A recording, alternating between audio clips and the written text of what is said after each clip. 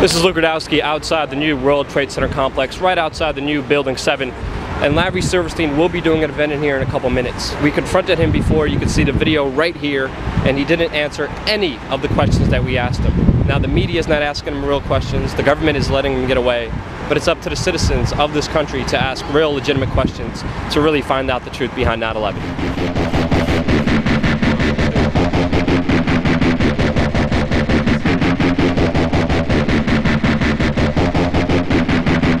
This one's for Larry Silverstein. Last time we talked, sir, I asked you if you could address some of the 9/11 conspiracy theories that you are accused of.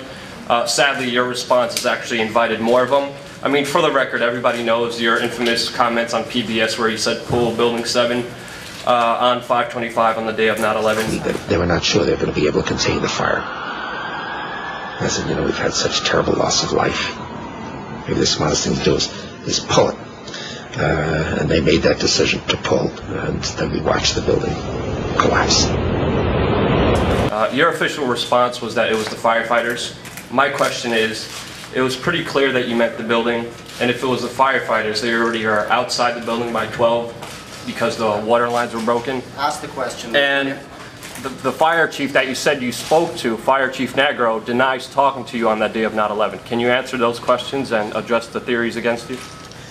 I suggest to everybody's consideration Just one question. that we all look at the thousands of pages of testimony that have been rendered in the many years since 9/11, and let's use today's session for some of this. Are you aware of testimony of bombs in the building before the building collapsed, sir? Are you aware of that testimony? Sir, there's testimony by Barry Jennings. Sir, you don't have to touch me. Listen, I'll walk away. All I'm asking is a question. I don't have to be kicked out.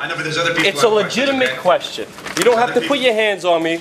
But all I'm saying is, no, I'm not. I'm here asking. The question was not answered. That's why I have a grievance. Larry Silverstein was told not to come into work. That's why him, his daughter, and his son never showed up to work on 9/11. He put an insurance policy on the buildings.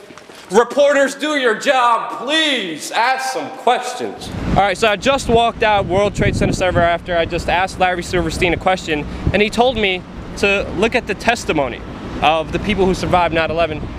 And I'm here with William Rodriguez. Can you tell us about your testimony? No, my testimony was omitted from the final report of the 9/11 Commission.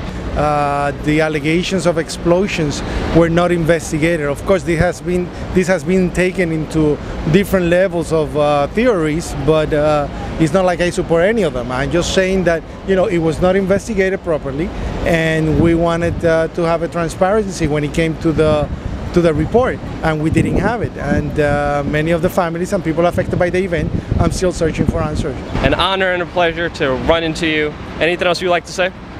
No, simply that, you know, it's the 10-year anniversary coming on soon. We want to bring a message of hope and a message of resiliency for the families and the victims of 9/11, and also for the people of the world that were affected directly by the event. Sadly, it has been utilized for political reasons and for conspiracy theories that we don't agree with, including you and I. So we basically want to destroy those before they continue spreading the wrong way. God bless you. Thank you, brother. Thank you.